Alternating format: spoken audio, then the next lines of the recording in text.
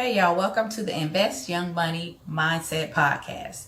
I'm your host, Natalia. Today we're going to talk about breaking free from financial stress.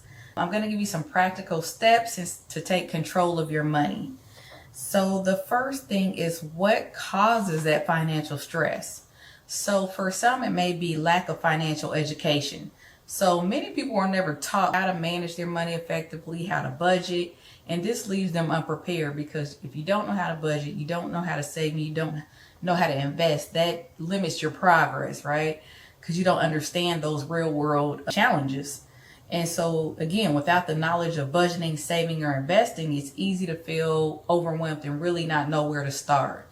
So even in your adult life, you think that you might be doing the right thing because you might be paying bills or making ends meet, but you're still not gaining any traction and you can't see your way out because you haven't started to really save and you haven't started to invest because you don't feel like you have any extra money. Another reason may be unexpected life events. So this could be emergency medical bills, car repairs, it could be a job loss, or just getting totally derailed from your financial responsibility. It may be something due to divorce or caregiving responsibilities or supporting other family members. So this can be an additional stress. Another thing can be if you live in a high cost of living area. So, right, high housing costs can put a strain on your paycheck, right? So this could be also healthcare. It can be education, can make it difficult sometimes to get ahead, and maybe you may not have the skill set or the right education to move forward in the city that you're in. And this can make you where you're not really having a decent income for the city that you may be residing in. And also due to inflation. So as you know, the price of things and goods and services go up and your money stays the same, you don't have as much purchasing power. So your money is not going to go where you need it to go or do what you need it to do. So this makes managing your money and everyday expenses harder. So another thing can be financial misinformation. So just what you see on social media, you get misleading advice financially or people trying to get rich quick schemes. And this can lead to poor financial decisions because you might be pouring your money into something and then realizing, oh, it didn't work out. And this causes even more stress and more of a financial setback. So again, social media often glamorizes the spending side, the luxury lifestyles, and then it creates these unrealistic expectations of how it really affects your life. So another thing could be like fear of investing. So a lot of people are afraid to invest even when they do have the money to do so because they don't understand even the stock market, the ups and downs, and they just have a fear of losing money. And by doing this, you're missing out on opportunities, and you miss out on opportunities to create wealth or to even to start the benefits in the basics of building that wealth. So this fear often creates lack of confidence, and it also hinders you from just making past financial mistakes. So another thing can be cultural or family pressures. So cultural expectations or family obligations can create that financial strain, such as sending money to relatives or paying for large family events. And then you have the cultural or the family pressures of just generational poverty because your parents or your grandparents didn't have anything to pass down, or you don't have anything to pass down to your children or your grandchildren. And so it builds this scarcity mindset, and you didn't realize that it came from prior generations, and it kind of perpetuates that financial stress. Another thing is just having poor money habits. So this could just be impulse spending. Oh, I go to the store and I see something and I get it, right? And then I'm not doing a budget, or I'm just ignoring the budget. So I'm just not going to do it because I'm at the store right now and I really feel like I need just this thing right now. So that can either cause over reliance on credit cards because you didn't have the money and you're using a credit card, or you spent something from your debit card, which was from your paycheck and really was meant for a bill. So that creates long-term financial issues. And then just not having a plan. So it's easy to fall into that cycle of overspending and then accumulating debt because you don't have a plan. So the main basic part in the starting point for financial literacy is having that plan, and we want to begin to start setting the stage to have that roadmap to financial independence. And that starts with having a plan versus just doing things on a whim and not really knowing and just guessing, am I doing well or am I not doing well? And then you have mental and emotional, it's just the impact of money. So this could lead to anxiety, depression, and even physical health problems. So that emotional toll that you're having with the money struggles, it can often make it harder to take action. And so it can really become a really vicious cycle if you don't get control of it, or if you don't say, hey, I've got to do things differently, right? So that's my thing, to look at your situation and realize, what am I doing right and what's working well, and what am I not doing right and what can be changed. So some other ways that financial stress can impact your life is through relationships, right? So money is one of the leading causes of arguments in relationships, and it impacts your trust and your communication. It also can be career choices. So financial stress can force people to stay on jobs longer than they like, or it can delay them from pursuing their passions and giving them a fear of just instability. It could be health related. It could be like chronic stress from money problems that can help lead to at least sleep issues or high blood pressure or other health concerns. And then you have that emotional side of financial stress. That's the shame and the guilt. So many people feel embarrassed about their financial situation, and it makes it harder to seek help or to talk about money openly, or to even talk about money with a person, even if you know that there's someone in your life that you can reach out to. And then also just the fear of the unknown, right? So just having that uncertainty about the future, the fear of making mistakes will prevent you from, or prevent people from taking action. And just the comparison trap. You constantly, especially being on social media, comparing yourself to others. You're comparing your financial situation. It could be like the house that they live in, the car that they're driving, their appearance and how they're well dressed. It could be the pictures that people put up with just family pictures, right? So this can lead to just feeling inadequate. So if we recognize that these things are stressing us and impacting our lives, we can do something about it. So some success stories that I know of is working with, and I'll just call her for the sake of the video, Sarah. So she was overwhelmed. She was empowered using our 10, 15, 75 approach.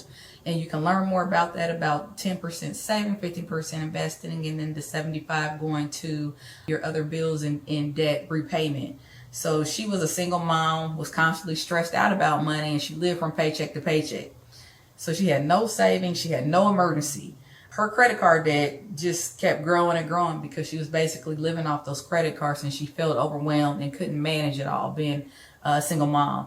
So Sarah often overlooked just even looking at her bank account. I know I got paid, but then after you start swiping that debit card, you don't really pay attention to where things is going. And then when you realize and you look up that you didn't really finish paying all your bills, and you have this feeling of defeat. So one thing that I was able to do with her is just help her adopt that 10, 15, 75 approach, and really sit down with her and help her work out her budget, and then how she would start saving and how she would start repaying those debts so that she could be able to invest. And when I talk about investing, I'm talking about investing in both the stock market and in real estate, but we'll talk about that in another video. So just helping her set up that starter emergency fund to just stop her from breaking that cycle of, hey, this is what I said I was going to pay, and this was what I actually was able to do, right? And just being able to track that, whether you're doing it via written on paper or if you're doing it digitally. I really encourage using paper and just seeing, this is my plan, and then checking it off, and just the power and the good feeling that it feels like, oh, I actually completed what I said I was going to complete. For me, that means the world to me. Then I can go and take that paper plan and put it in all my little fancy spreadsheets and apps. But initially, it's just to have that plan. And I'll even do a plan for the next 6 months, if that makes any sense to you. But it makes like great sense to me, so I can see where I'm going, right? If I was planning on paying down a certain debt, I know the timeline for when this will be paid off. And I know that if there's any bump or hiccup, I know what that reset looks like and how long it adds. So just really being intentional about tracking. So she started with that emergency fund and then was able to start working on that debt repayment. But also I do encourage, which some people don't always agree with, is setting something aside, debt repayment and for investing, because depending on how much debt that you actually have, sometimes I feel like it cannot be beneficial to just say, I'm going to stop and hold and not do anything when investing, because sometimes when you do that, years can go by and you're really not putting anything into that nest egg to be able for it to grow and for it to compound. So a lot of times, I don't care if you just putting $20 a month in investing and you're still doing debt repayment. I do encourage that. And some people may argue and say, yes, a multifaceted approach and it may cause confusion. But at the same time, I have been that one who stopped and followed certain plans to say, hey, I'm going to pay down my debt. And then I look up and it's like, oh man, time went by and I'm still wrestling with this debt and I've missed a lot of time that was in the market. So like I said, a lot of my mistakes was just learning from. You listen to people and you take their advice, but then you got to look at the other side, the cost that you're paying by waiting and not being in the market or not invested in stocks or anything of that sort. So again, she started investing and was able to start doing that work up to that 15%. And she started at 2%, but she was able to work up over the years and get to that 15% to be able to have that investing plan and be able to have that emergency fund set aside. And then still using that 75% of her income to pay down bills and really get aggressive with paying down debt, doing either the debt snowball or the debt avalanche. And so some pain points is really just thinking about that constant anxiety about meeting or unexpected expenses, and just always feeling like you're trapped by debt with no clear way out. Being overwhelmed with financial jargon and not understanding what is this person saying to me and what does this mean, right? And being able to wrestle with those complex strategies. So that's why I started this channel, was just to be able to really speak to the average person who say, I don't understand what this means. Can you help me walk through this? And like I said, I've struggled with guilt, shame, some past money mistakes, things that prevented me from taking action. But when I finally got on board and just realized, hey, nobody's going to come and rescue you. There is no quick pill. But we can get on the plane and see, is this a year? Is this 6 months? Or is this 3 months? Or is this a year out or 2 years out before I can feel comfortable and start saying, you have a plan and I feel good about my plan because now I'm working my plan.